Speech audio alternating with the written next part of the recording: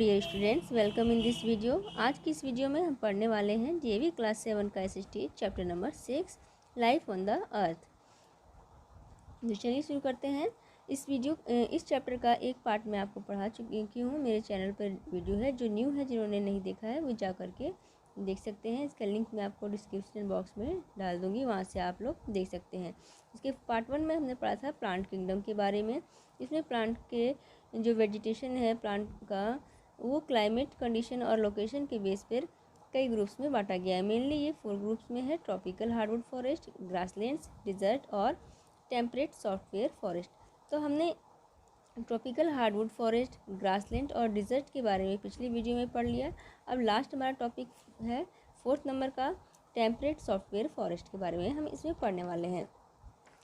तो another type of vegetation which is common in the continent interior of high latitude as well as high altitude areas of Asia, Europe, North America, South America and New Zealand are known as taiga। तो एक और अलग तरह का, यानी कि जो वो 3 हमने पढ़े उसके अलावा भी एक और जो वेजिटेशन का टाइप है जो कॉमनली कहाँ पे पाया जाता है, कंटिनेंट, कोई भी कंटिनेंट के इंटीरियर पार्ट में पाया जाता है, और वो बहुत ही हाई लेटीट्यूड होता है और हाई अल्टीट्यूड के एरियाज़ में पाए जाते हैं। और उनमें जो मेनली एरियाज़ आते हैं वो है Asia, Europe, north America, south America, New Zealand. तो इन एरिया में पाए जाने वाले इस वेजिटेशन को टैगा भी कहा जाता है। देखिए हाई लेटीट्यूड क्या हुआ, जैसे कि ये अर्थ है, ये हमारा इक्वेटर है, तो इस इक्वेटर को हम लेटीट्यूड लाइन कहते हैं। तो इस तरह लेटीट्यूड लाइंस आगे भी हैं पोलर तक। तो ये जो हाई ऊंचाई पर, मतलब कि सबसे आगे जा कर के हाई लेटीट्यूड से हैं, जैसे इधर ऊपर वाले वो हाई लेटीट्यूड्स हो गए, और हाई अल्टीट्यूड्स, और यहाँ पर भी जो हाई अल्टीट्यूड से यानी ऊंची जगह है उन पे ये वेजिटेशन पाई जाते हैं।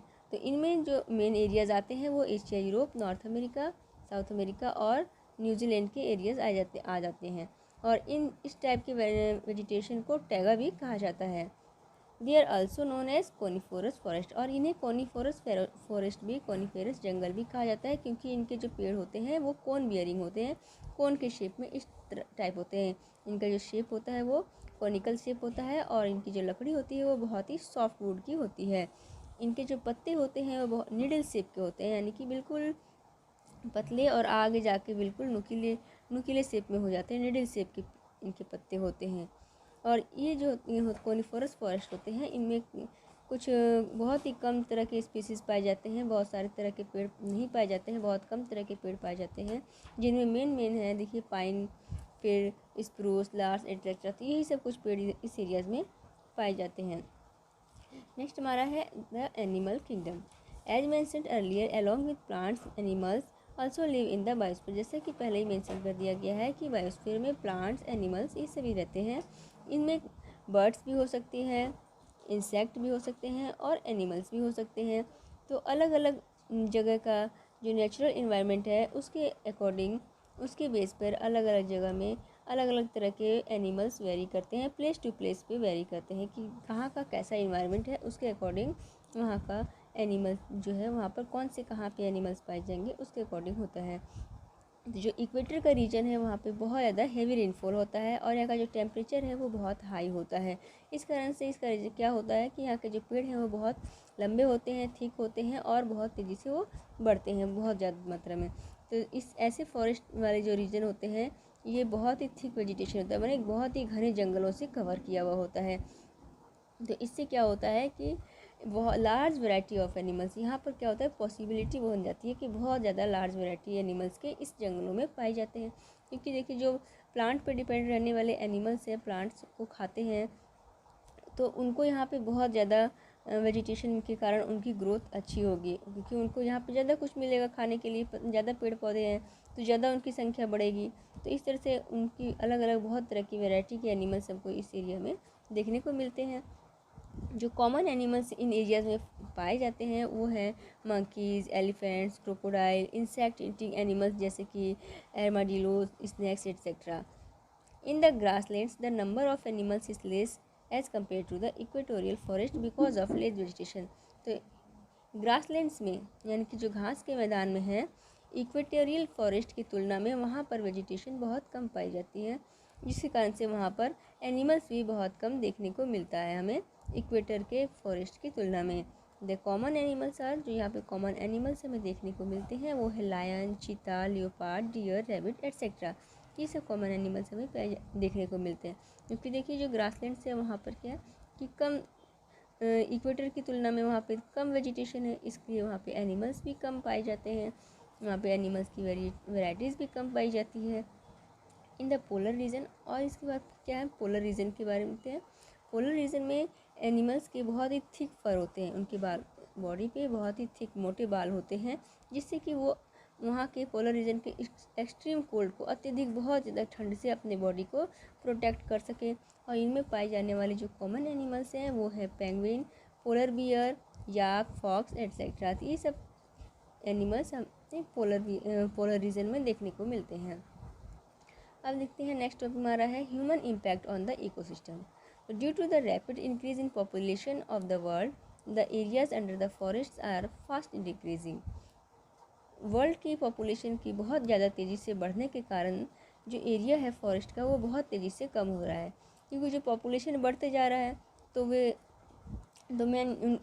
रहने के लिए उन्हें जगह की ज़रूरत है, तो ज़्यादा फिर रहेंगे तो उसके बाद उनको ज़रूरतें भी पूरी होनी चाहिए खाने की, तो उसके लिए एग्रीकल्चर की भी ज़रूरत है। तो इसलिए क्या कर रहे हैं कि जंगलों को बहुत ज़्यादा वो काट रहे हैं। किस लिए? सेक ऑफ एग्रीकल्चर के लिए, हैबिटेशन के लिए, रहने के लिए, घर बनाने के लिए। और जब रहेंगे, घर बनाएंगे, तो उसके बाद एक्सपेंशन ऑफ इंडस्ट्रीज़ को भी बढ़ाने के लिए, क्योंकि कुछ काम भी तो करेंगे तभी तो उन्हें अगर काम नहीं करेंगे, जॉब नहीं करेंगे तो फिर वो खाएंगे कैसे, पैसे एग्रीकल्चर नहीं करेंगे तो फिर लोगों की ज़रूरतें कैसे पूरी होगी। तो इसलिए एग्रीकल्चर के लिए, हैबिटेशन के लिए और इंडस्ट्रीज़ के लिए, इन सब जब पॉपुलेशन बढ़ेगी तो इनकी भी ज़रूरतें बढ़ जाएंगी। उसके लिए जंगलों को और ज़्यादा तेज़ी से काटा जा रहा है। एज ए रिज़ल्ट, और इसके रिजल्ट के रूप में क्या हो रहा है कि इकोलॉजिकल बैलेंस जो है वो बहुत तेज़ी से वर्ल्ड का डिस्टर्ब हो रहा है। This is having a far reaching effect on the human beings, जिसके ह्यूमन बींग पे बहुत ही दूरगामी परिणाम देखने को मिल रहे हैं। In the wild life community a few species, wild life community में कुछ स्पीसीज हैं जैसे कि टाइगर, लायन, ये सब ये तो पहले से ही बहुत ही डेंजर कंडीशन में है, यानी कि विलुप्त होने के कगार पे है, गायब होने की। इतना मतलब कि इतनी कम इनकी जनसंख्या धीरे धीरे होती जा रही है कि कुछ टाइम के बाद आगे चल करके ये एनिमल्स हमें देखने को नहीं मिलेंगे, क्योंकि इनके रहने का जो घने जंगल हैं वो कटते जा रहे हैं पॉपुलेशन बढ़ने के कारण, और लोगों की इंडस्ट्रीज़ वगैरह लगाने के कारण जंगलों को काट रहे हैं। तो इसके कारण से ये बहुत सी स्पीसीज़ हैं जो कि लुप्त होने के कगार पर हैं। The pollution level in different countries is rising alarmingly, and there is a considerable rise in the global temperature। जो बहुत से एरियाज ऐसे हैं, बहुत से कंट्रीज ऐसी हैं जहाँ का पॉल्यूशन लेवल इतना ज़्यादा हो गया है कि मतलब कि अलार्मिंग है, मतलब कि अलार्मिंगली, मतलब कि जो बिल्कुल डेंजर हो चुका है वहाँ पे अब सांस लेना बहुत ज़्यादा हो गया है। इससे क्या हो रहा है कि ग्लोबल टेम्परेचर भी जो है वो अब रहने योग्य नहीं रह गया। ग्लोबल टेम्परेचर जो है वो भी अब बढ़ रहा है। और जब ग्लोबल टेम्परेचर बढ़ रहा है, गर्मी बढ़ रही है, तो इससे क्या हो रहा है कि बहुत से पोलर एरियाज़ के जो आइस कैप्स हैं वो सब क्या है, ग्लेशियर हैं, वो धीरे धीरे मेल्ट हो रहे शुरू हो गए हैं। और जब ये ग्लेशियर धीरे धीरे मेल्ट होंगे तो फिर क्या होगा, वाटर लेवल बढ़ता जाएगा समुद्र का, और इससे फिर बहुत से कॉन्टिनेंट्स के जो साइड वाले एरियाज़ हैं वो सब पानी में डूबते चले जाएंगे। It is high time that man should realize his mistake and stop tampering with the nature। ये एक बहुत ही हाई टाइम है, बहुत ही मतलब कि एकदम समय जो है ना बिल्कुल चरम पे, कहते हैं बहुत ही क्रिटिकल टाइम अब आ चुका है कि अब आदमी को जो है वो ये रियलाइज़ कर लेना चाहिए कि उसने जो मिस्टेक की है और उसको सुधारना चाहिए। और टैम्परिंग विद नेचर, और नेचर के साथ छेड़छाड़ नहीं करना चाहिए, उसका अनावश्यक दुरुपयोग नहीं करना चाहिए, और उसे अपनी गलतियों में सुधार करना चाहिए। In order to maintain the ecological balance, afforestation should be taken up on a large scale। इस इकोलॉजिकल बैलेंस को मेंटेन करने के लिए एक तरीका जो है वो क्या है, अफॉरेस्टेशन का है, यानी कि ज़्यादा से ज़्यादा बहुत ही लार्ज स्केल पे जंगलों को, पेड़ों को लगाना चाहिए ताकि इकोलॉजिकल बैलेंस है उसे मेंटेन किया जा सके। Hunting of animals should be strictly band. Animals को हंट करना, उसका शिकार करना, मारना पूरी तरह से बैन कर देना चाहिए। For the preservation of different animals species, the government has set up wild life sanctuaries, national parks and biosphere reserves.